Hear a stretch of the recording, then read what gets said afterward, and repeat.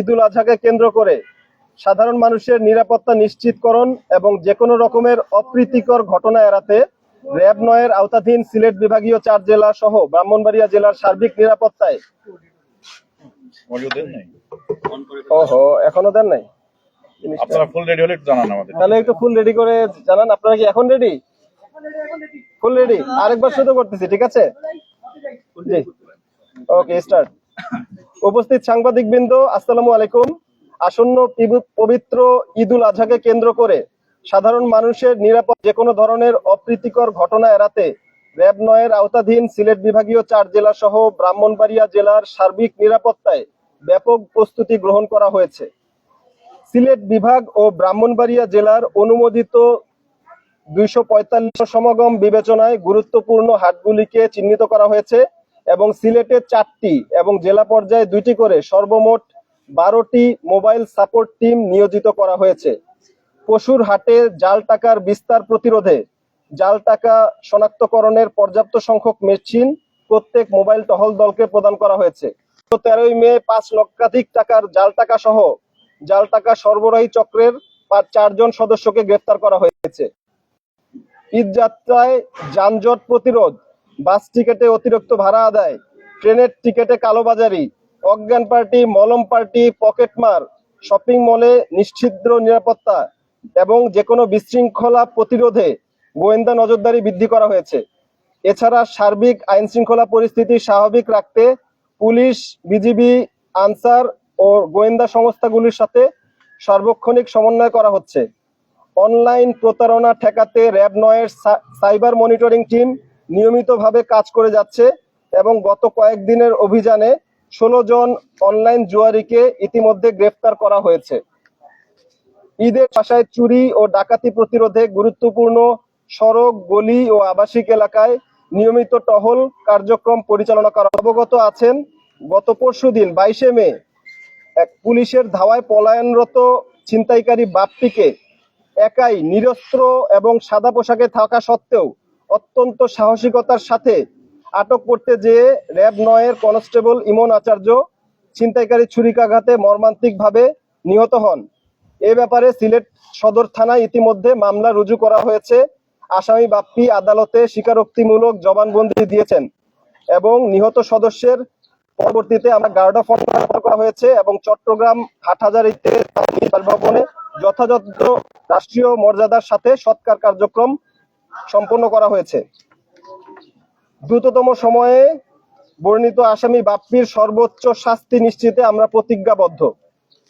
সাম্প্রতিক সময়ে ছিনতাইকারীদের অপতৎপরতা রোধে সুনির্দিষ্ট গোয়েন্দা তথ্যের ভিত্তিতে গত 11 এপ্রিল মৌলভীবাজারে 2 জন, 19শে মে ব্রাহ্মণবাড়িয়ায় 5 জন এবং গত 2 মে মাননীয় প্রধানমন্ত্রীর সমাবেশস্থল জেলা স্টেডিয়ামের সন্নিকটে 10 জন ছিনতাইকারী চক্রের সদস্য গ্রেপ্তার করা হয়। এছাড়াও বিগত 9 মার্চে 16 জন ছিনতাইকারী এবং গতকাল সিলেট মেট্রোপলিটনের সাথে সমন্বয় করে আমরা 44 জন ছিনতাইকারীকে গ্রেফতার করতে সক্ষম হই। এছাড়া নির্বাচন পরবর্তী হত্যা, ধর্ষণ, ডাকাতি, অপহরণ, মানব পাচার ও মাদক সহ বিভিন্ন অপরাধ 99 জনকে গ্রেফতার করেছি। এছাড়াও সামগ্রিকভাবে সকল ধরনের অপরাধীদের বিরুদ্ধে আমাদের বিশেষ অভিযান চলমান রয়েছে।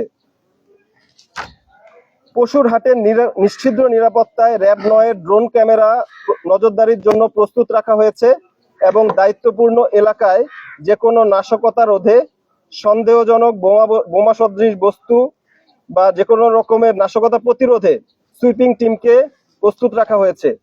সিলেটবাসীর উদ্দেশ্যে র্যাব ৯ আশ্বস্ত করতে চায়, পবিত্র ঈদুল আজহা উপলক্ষে সাধারণ মানুষ যাতে উৎসব মুখর ও নিরাপদ পরিবেশে ঈদ উদযাপন করতে পারে সেজন্য আমরা সকলে মাঠ পর্যায়ে সতর্ক আছি। আমরা আমাদের পেশাদারিত্ব এবং দায়িত্ববোধের জায়গা থেকে আমরা আপনাদের সর্বোচ্চ নিরাপত্তা নিশ্চিত করতে প্রতিজ্ঞাবদ্ধ। ভাই, আপনি বলছিলেন পুলিশ, বিজিবির সাথে বিভিন্ন ধরনের অপরাধ দমনে আপনারা সমন্বয় করে কাজ করছেন। সাম্প্রতিক সময়ে এই ঈদের সময় সীমাবদ্ধ আমরা দেখেছি বিভিন্ন সময় আমাদের কাছে ফুটেজ আসছে সীমান্ত পার হয়ে হয়তো গরু ঢুকছে অনেকগুলো, যেগুলো মার্ক করা সেগুলো হয়তো হাতে আসছে না, বিভিন্ন জায়গায় চলে যাচ্ছে। তো সেক্ষেত্রে আপনাদের বাড়তি নজরদারি কি বা কিভাবে সমন্বয়টা করছেন? আমাদের কয়েকটি গুরুত্বপূর্ণ স্থানে অলরেডি আমরা চেকপোস্টের মাধ্যমে এই জাতীয় ট্রাক যেগুলির মাধ্যমে পশুর যদি চোরাচালান হয়ে থাকে সেটা শনাক্তকরণের চেষ্টা চলমান আছে। আমরা বিগত 2 মাসে অন্তত এই জাতীয় 5 থেকে 10টি ট্রাক আমরা কিন্তু বিভিন্ন ভারতীয় জিরা এবং শাড়ি কাপড় কসমেটিক্স সহ অলরেডি ইতিমধ্যে ধরেছি।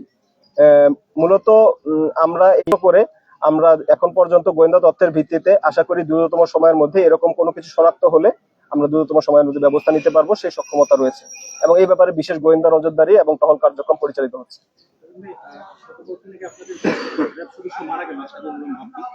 বিভিন্ন মাধ্যমে এবং বিভিন্ন সূত্রে জানতে পারছি সে নাকি একটা ছিনতাই চক্রের সদস্য ছিল আর অনেক ছিনতাইকারী আছে অনেকে ধরেছিল। এর মূলে কি ছিল বা সে কিন্তু তো গড়ে উঠলো আর এর মূলে কি চক্রকে ধরার জন্য এর সাথে একটি প্রশ্ন যোগ করে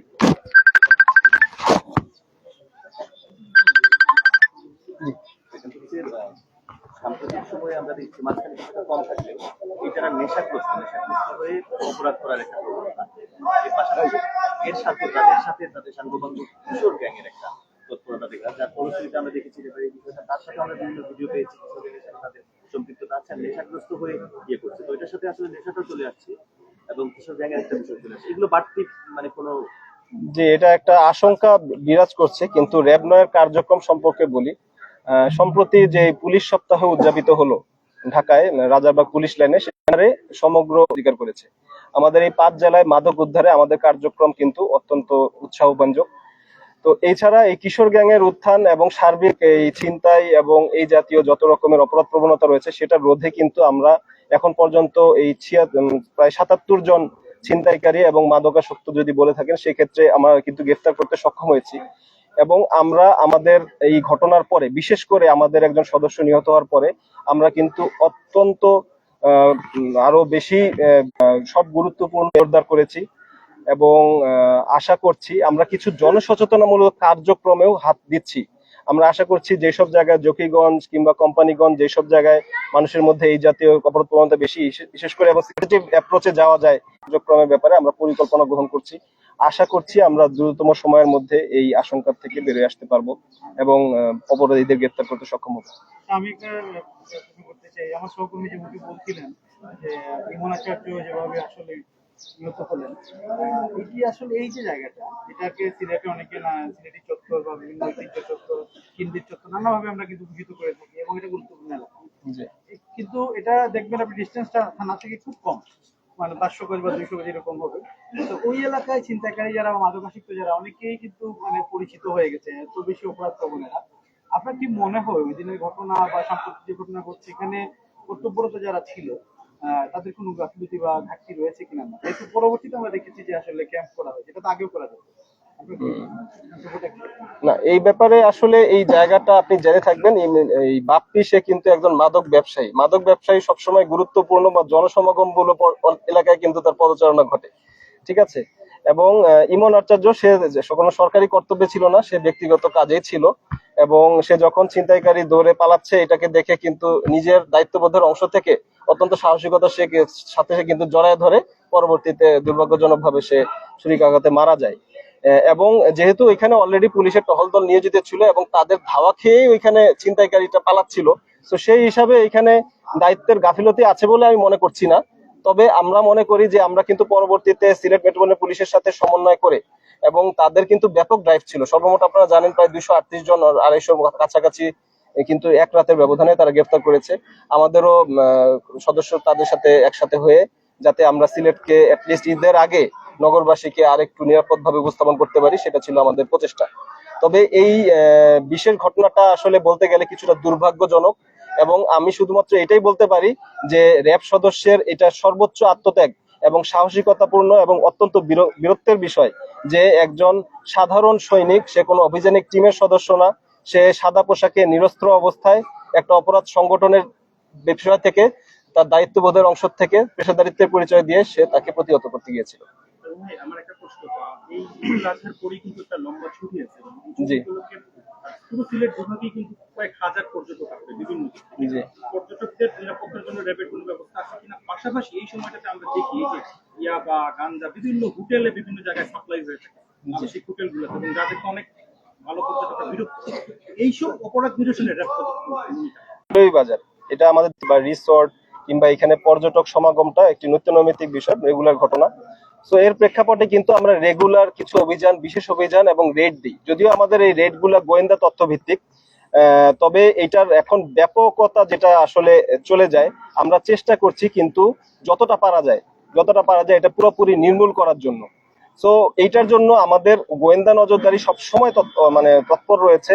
আশা করছি এই সব জায়গায় যেগুলিতে রেগুলার হয়, হটস্পট যে অংশগুলি আছে সেগুলিতে আমরা আরো বেশি, কিন্তু আমাদের কিন্তু ছুটির সংখ্যা খুবই সীমিত। আপনারা জানেন যে আইন শৃঙ্খলা বাহিনীর সদস্য এবং জরুরি সেবা দানকারী প্রতিষ্ঠান হিসাবে আমরা কিন্তু চেষ্টা করছি যে সর্বোচ্চ সতর্কতার সাথে যতটা পারা যায় এই জাতীয় অপরাধ থেকে আমরা যাতে যত পর্যটক তাদেরকেও নিরাপদে রাখতে পারি, এবং যারা এখানকার আমাদের এলাকাবাসী এই জাতীয় অপরাধে জড়ায় যাচ্ছে তাদেরকে যাতে দ্রুততম সময়ের মধ্যে গ্রেফতার করতে পারি।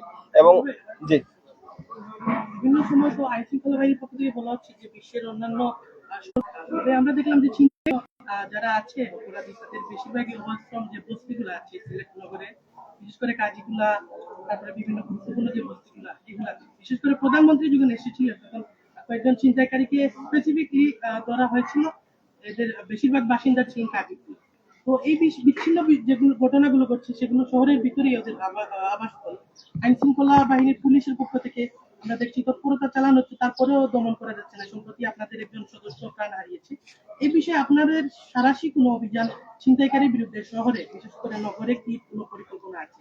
এবং বিষয়টা তো এখন ভয়ানক আকার ধারণ করছে। জি, আসলে প্রথমত আমি এই জিনিসটা বলতে চাই না যে অপরাধ প্রবণতা সিলেটে কম। এটা আসলে অপরাধ প্রবণতা বাংলাদেশের সব জায়গার মতো এখানেও অবশ্যই আছে। এখানে একটু অন্যভাবে বেশি দেখা যাচ্ছে। চুরি গত ঈদের সময়ে তখন দুইটা পরপর ছিনতাইয়ের ঘটনার পরে আমরা কিন্তু সাঁড়াশি অভিযানে 9ই মার্চ আমরা 16 জনকে গ্রেফতার করি।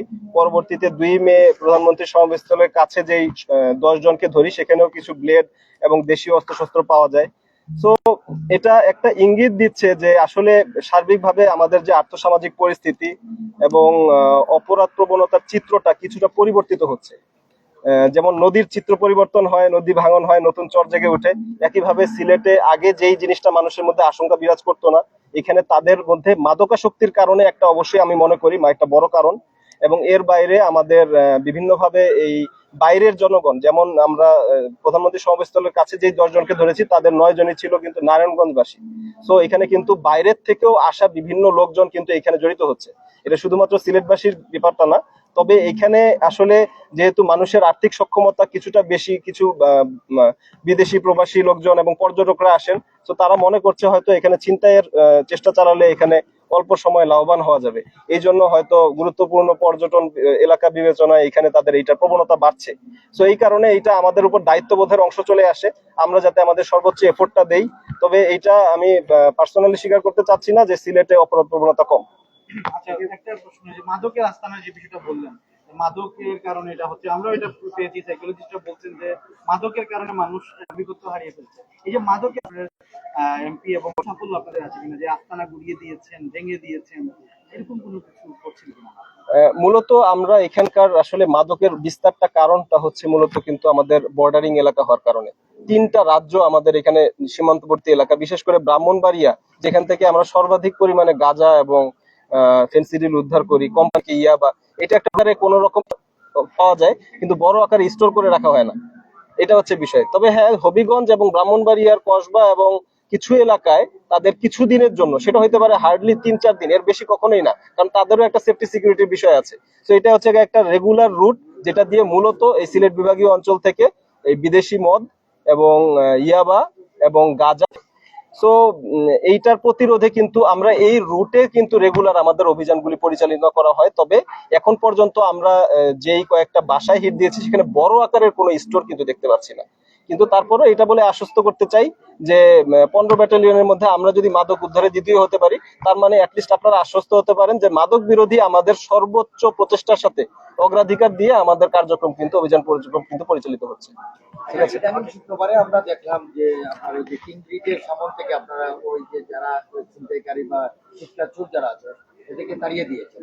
পুলিশ কর্তৃক একটা ক্যাম্প করা হয়েছে, কিন্তু সবগুলা দেখছি পরবর্তীতে অদর শাহজালাল বাজার এলাকায় যে অবস্থান নিয়েছে। এটা আসলে আপনি যদি জানেন যে ওই মিরপুর বাজারে আছে শাহ আলী মাজার, কিংবা আমাদের কুষ্টিয়াতে আছে ওই ফকির লালন শাহ, এইসব জায়গাগুলি এরকম একটা যেখানে সাধারণ মানুষের বিচরণ আপনারা নিজেরাও বুঝেন, জনসমাগম, এবং আলটিমেটলি সবসময় এখানে হয়তো আমাদের আইন শৃঙ্খলা বাহিনীর উপস্থিতি হয়তো সম্ভব হয় না, হয়তো ওরসের সময় হচ্ছে, গুরুত্বপূর্ণ জনসমাগম সময় হচ্ছে, কিন্তু সার্বক্ষণিক করাটা আমাদের লোকবল এবং জনবল এবং যানবাহন সবকিছু বিবেচনা বোঝে যে কোন সময় কোন জায়গায় তাদের আমরা অবশ্যই চেষ্টা করি। সরকারও আলটিমেটলি বড় আকারে কনস্টেবল এবং বিভিন্ন পদমর্যাদার সদস্য নিয়োগ করছে, আমাদেরও সদস্য সংখ্যা বাড়ানোর প্রচেষ্টা চলমান।